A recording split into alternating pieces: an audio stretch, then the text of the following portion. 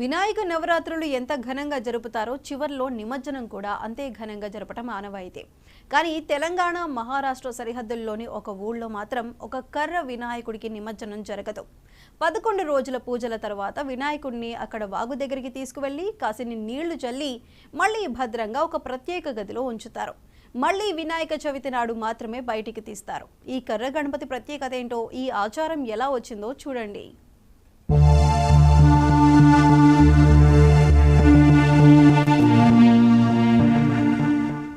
తెలంగాణ మహారాష్ట్ర సరిహద్దుల్లోని నిర్మల్ జిల్లా పాలజ్ గ్రామంలో కొలువైన వినాయకుడికి ఒక ప్రత్యేకత ఉంది. కర్రతో తయారు చేసిన విగ్రహం కావటం ఒక ప్రత్యేకత అయితే 1948 నుంచి ఇదే విగ్రహాన్ని కొలుస్తూ నిమజ్జనానికి దూరంగా ఉండటం మరో ప్రత్యేకత. 77 చరిత్ర ఉన్న ఈ కర్ర వినాయకుడి వెనుక చాలా పెద్ద కథే ఉందని స్థానికులు చెబుతున్నారు. చాలా మంది చనిపోవడం జరిగింది. కాలేజ్ పక్కన ఉన్నటువంటి రాలాజ్ మాలసాపూర్ అనే విలేజ్లో పూర్తిగా నష్టం అయిపోయినాయి. ఒక్క మనిషి కూడా బతకలేదు. మన కాలేజీలో కూడా అదే పరిస్థితి దాదాపుగా ఉండేది. అప్పుడు ఈ పరిస్థితి నుంచి బయటపడాలా, మన ఊరు సురక్షితంగా ఉండాలని అంటే మన ఊళ్ళో కూడా మనం ఏదైనా ఒక శక్తి ఉంటే తప్పితే మనల్ని ఎవరు కాపాడలేరన్న ఉద్దేశంతో మన గ్రామంలో ఉన్నటువంటి నాటి పెద్దలందరూ కలిసి కర్ర విగ్రహం ప్రతిష్ఠించడం జరిగింది. 1948 నుంచి ప్రారంభమైనటువంటి ఈ వినాయక ఉత్సవాలు ప్రతి సంవత్సరం జరుగుతూనే ఉంటాయి. మనము 77 సంవత్సరాలు అయింది. ఇది మనం ఉత్సవ విగ్రహంగా అనుకున్నాం, కానీ దివ్యమైన క్షేత్రంగా ఇంత వెలుగుతుందని ఎవరు కూడా ఆ రోజు అనుకోలేకపోవచ్చు. అయితే ఉత్సవాలు జరిగేటప్పుడు మొదటి సంవత్సరం లాస్ట్ రోజున మనము నిమజ్జనం చేయాలి. నిమజ్జనం చేయడానికి ఒక రోజు ముందు అన్ని ఏర్పాట్లు జరుగుతున్నాయి.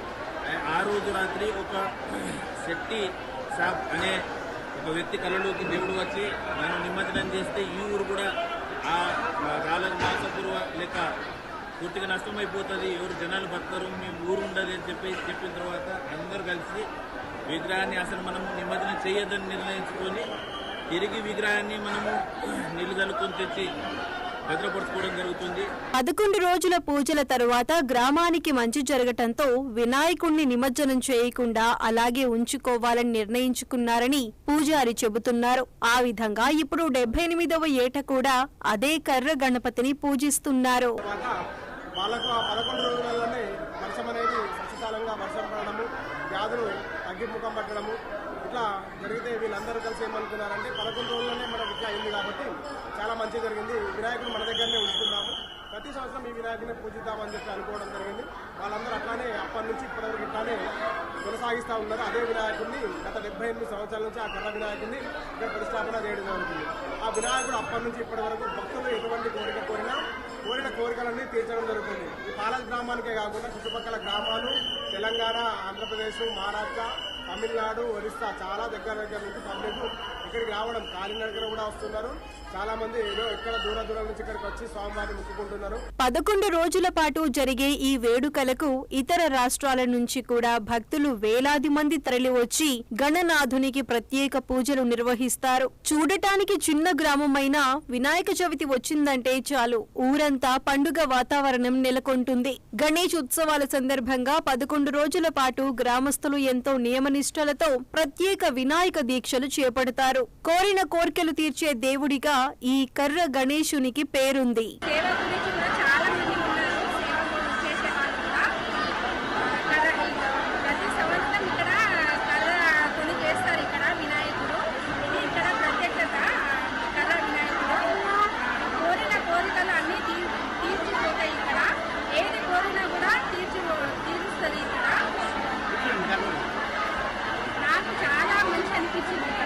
భక్తులకు ఎలాంటి ఇబ్బందులు తలెత్తకుండా ఆలయ కమిటీ సభ్యులు, గ్రామస్తులు అన్ని సౌకర్యాలు కల్పించారు. భక్తుల రద్దీని దృష్టిలో ఉంచుకుని పోలీసులు భారీ బందోబస్తు చేపట్టారు.